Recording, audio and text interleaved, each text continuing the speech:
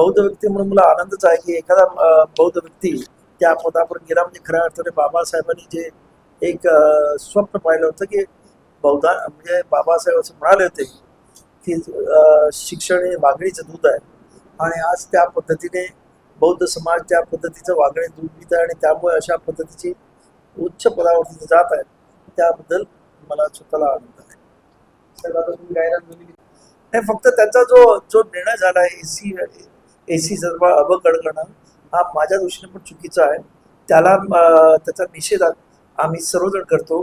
किंबहुना मी केरळामध्ये चाललोय एक वेळ मी 24 आणि 25 केरळात चाललोय.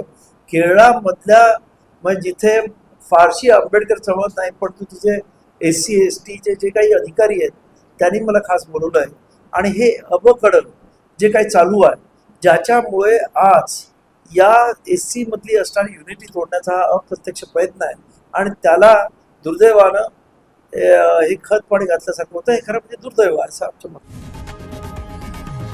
लोकशाही मराठी ऐका, पहा, जागरूक रहा.